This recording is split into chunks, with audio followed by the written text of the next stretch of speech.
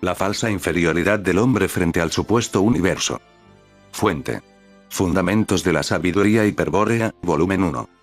Vamos a advertir aquí, sobre un prejuicio cultural sólidamente establecido en nuestra época, cuya formulación tiene toda la apariencia de estar fundamentada en la ciencia. Pero que en verdad se asienta en el realismo ingenuo, en el racionalismo y en el temor. Nos referimos a la objeción que suele hacerse, contra cualquier intento de vincular teológicamente al hombre y al universo. De que, el universo es demasiado grande, frente a la pequeñez del hombre. Un hombre reducido al ámbito terrestre, es decir, a un planeta entre varios del sistema solar, teoría heliocéntrica. Un sistema solar entre millones que conforman la galaxia, entre billones que pueblan el universo. Un universo inconmensurable. Frente a semejante macrovisión teórica, el hombre sencillo se detiene desconcertado, y posteriormente adopta las actitudes clásicas de quien se encuentra bajo la presión de un mito. Humillación. Sumisión. Devoción. Resignación, etc. La forma más corriente de este mito es la oposición. Universo enorme frente a la insignificancia humana. Mito que ha ayudado a actualizar el anteojo de Galileo, pero que no deja de ser un mito. Sí, un mito. Puesto que el hombre, el 99,9% de la humanidad, no está hoy día con respecto al universo, en situación no muy diferente a la del habitante de Roma, Grecia, Egipto, o la Babilonia antigua. La realidad del hombre está, hoy más que nunca, circunscrita a la estructura del sistema solar, y fundamentalmente a la de la Tierra. De la cual, bueno es recordarlo, nadie entra ni sale, como no sea al nacer o morir. Con la excepción, claro está, de algunos supuestos astronautas que son zombies. Esta es la realidad concreta de miles de millones de hombres, y todo lo demás es teoría cientificista, elaborada por élites urbanas. Por seres desarraigados de la naturaleza, que flotan en el mar del nominalismo. En un mundo de jergas y signos vanos. El habitual daltonismo noseológico del científico occidental, es en el caso de la evaluación cósmica, simple miopía. A pesar de la extensión del espectro sensorial, que supone la instrumentación. Porque, nada puede conocerse afuera, nada, que no haya sido conocido previamente adentro. Ya la información sensorial natural del hombre, era insuficiente y equívoca, para aprender un fenómeno. Pero intercalar entre el fenómeno desconocido y los sentidos, un fenómeno conocido, que eso es un instrumento, y pretender que de esa triple implicación, pueda obtenerse verdadero conocimiento, es pura necedad. Lo que se obtiene son teorías científicas. Es decir, una especie de veneno, cuya toxicidad, es tremendamente grande, como un dios. Que no se diga que exageramos. Vaya cualquiera a un tranquilo valle o a una aldea de campaña, o inclusive a los suburbios de una urbe moderna. Es decir, a la mayoría de lugares donde habita la mayoría de la gente del mundo, quienes jamás han visto, ni verán en el cielo, otra cosa que puntos brillantes, y escuche a esas personas hablar de los anillos de Saturno, o de los black hole.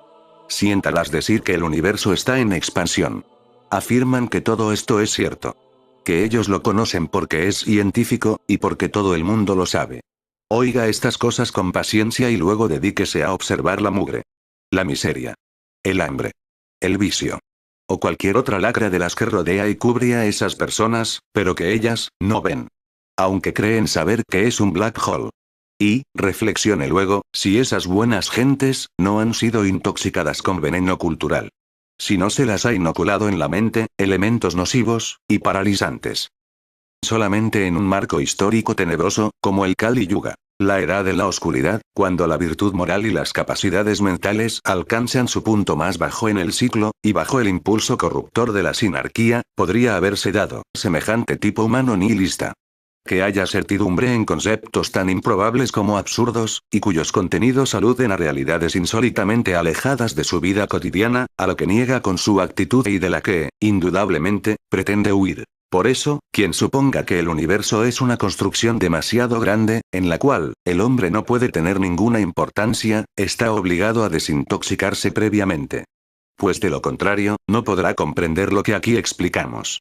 La sabiduría hiperbórea, asegura, contra toda afinación cultural opuesta, que el demiurgo, creó el universo con criterio antropocéntrico, y que el hombre, no solo el terrestre, sino cualquier clase de animal hombre, es fundamental. Porque otorga sentido a la creación. Hecha la advertencia, vamos a explicar esta finalidad, que debe cumplir el animal hombre o pasú, dentro del universo. Finalidad y suprafinalidad. Hemos mencionado tres aspectos del demiurgo: poder, sabiduría y belleza. Vamos a interpretar ahora más profundamente el hecho de la plasmación arquetípica. En principio el demiurgo piensa los arquetipos universales con el aspecto sabiduría, y los piensa entonces con vista a la integridad de un plan evolutivo. Los arquetipos nacen así, con una finalidad preestablecida, aparte de sus propias finalidades entelequiales particulares, que lo comprende a todos en la estructura del plan. Tal suprafinalidad es la del universo mismo. Es decir, el único motivo de la creación. Pero, en el plano material, esfera de acción de los arquetipos, los fenómenos tienen carácter entrópico. Es decir, concluyen inevitablemente, en el sentido del tiempo. Al final de un gran tiempo, todo habrá vuelto a la nada inicial. Se habrá disuelto el orden material, y el final será igual que al principio. Este final entrópico del universo material no puede ser la suprafinalidad que motivó su creación. Por eso, muchos han intuido con acierto que el demiurgo creó el mundo para su contemplación. Que la manifestación de las formas arquetípicas, al ritmo de la fluencia del tiempo trascendente, constituye un aspecto grandioso con el cual él se regala. Sin embargo, aunque acertado en parte, este concepto peca de ingenuidad aristotélica. Pues supone al demiurgo motor móvil. Es decir, que mueve sin moverse. Y que, desde su inmovilidad o eterna quietud, obtiene placer de la contemplación de su obra. Esto es como atribuir al demiurgo la práctica de un vicio solitario. Una especie de onanismo cósmico. Si aceptamos el principio hermético, de que en el hombre se reflejan los aspectos del demiurgo, podremos entender a este, observando las pautas de comportamiento análogas de aquel. Como se trata de entender la motivación creadora del demiurgo, habrá que observar al tipo de hombre creativo. Y, en ese examen, comprobamos que no existe una motivación semejante a la contemplación extática que se supone ha asumido un aspecto del demiurgo. En realidad nadie y mucho menos el demiurgo, se detiene demasiado en la contemplación de su propia obra. El pintor, al pintar nuevos cuadros, olvida los antiguos. El poeta regala sus poemas. El escritor vende sus libros, y a veces, su alma. Etc. Queremos mostrar con estos ejemplos, cuán fuera de lo natural, cuán insólito, sería que el pintor permaneciese siempre contemplando un único cuadro pintado por él.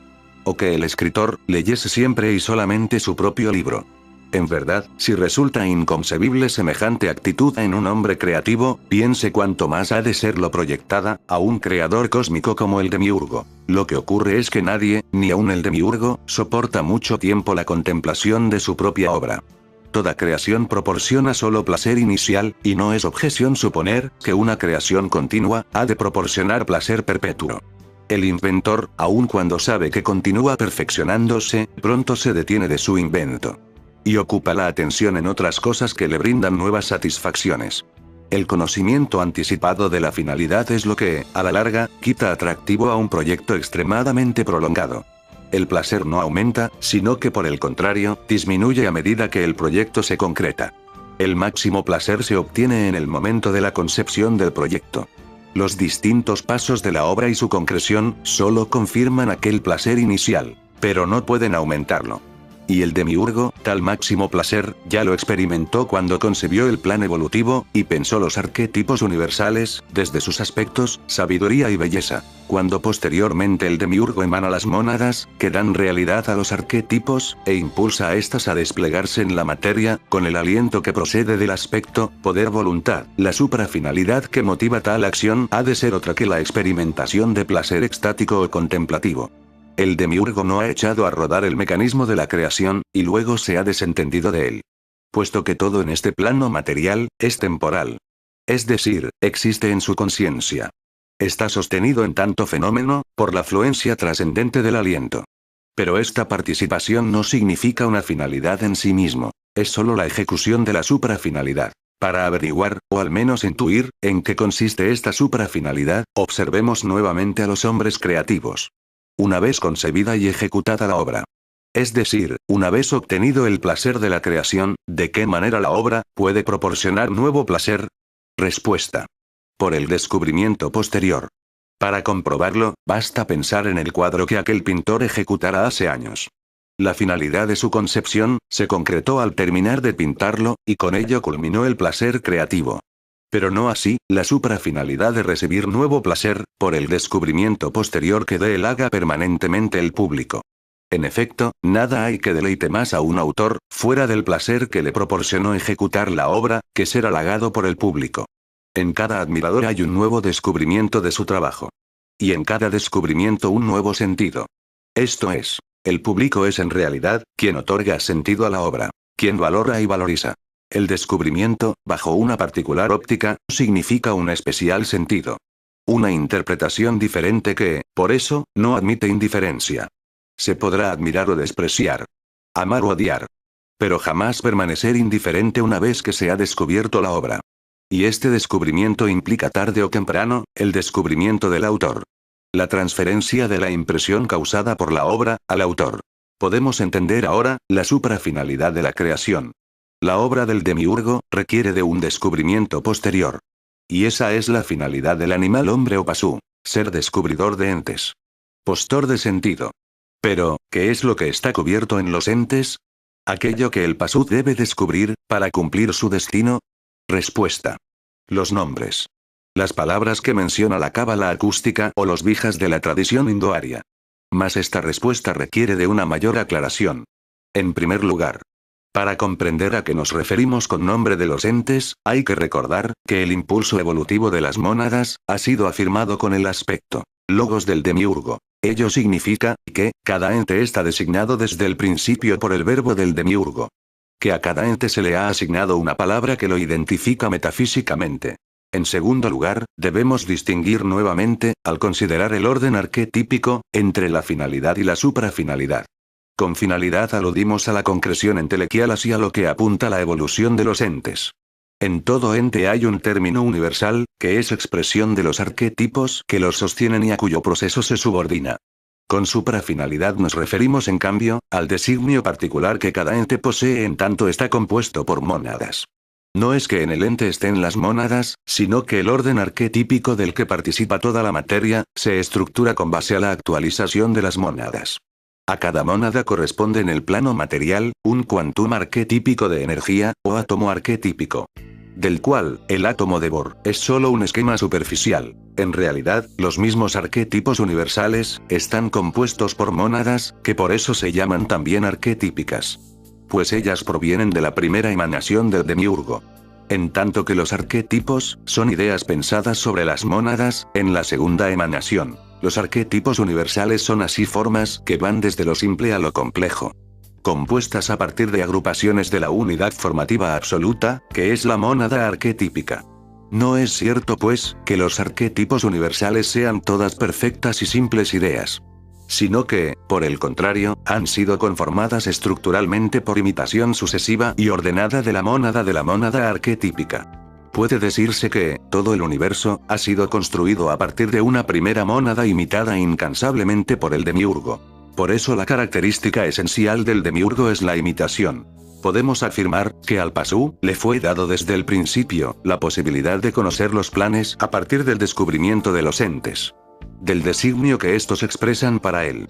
El destino del pasú, como descubridor y admirador de la obra del demiurgo, es, conocer los entes, desde los entes. Conocer la estructura del ente universal, del universo, desde el ente universal. Conocer a Dios, el uno, el demiurgo. Por el contrario, en este siniestro plan, no se prevé ningún modo de conocimiento de la esencia arquetípica de los entes. Conclusión. El ser humano, ha sido creado por parte del demiurgo, para dedicarse a conocer su obra satánica. Para admirar su obra, para ponerle sentido, y así, crear cultura. Generación tras generación, el ser humano, es adoctrinado desde pequeño en escuelas, para así aceptar el mundo tal y como es. Para admirarlo, para amarlo, y para autorrealizarse dentro de este. Modificando así, las macroestructuras del mismo, con su puesta de sentido, y creando cultura. En este caso, la creación de cultura, está dirigida hacia todos los sistemas de control social del individuo. Han sido creadas para que el animal hombre, se adapte a vivir en colectivo, como un ser sociable. Y confinado a lo que el mundo exige y espera de él. El ser humano se ha convertido en una mente colmena. Una mente en pro, del colectivo. Se ha proyectado en el macrocosmos, en el mundo, en la creación del demiurgo, en la puesta de sentido, y en la cultura mundial. El ser humano ha olvidado por completo su ser interior. Su espíritu, que se encuentra en el microcosmos. Fin. Fuente, Fundamentos de la Sabiduría Hiperbórea, volumen 1.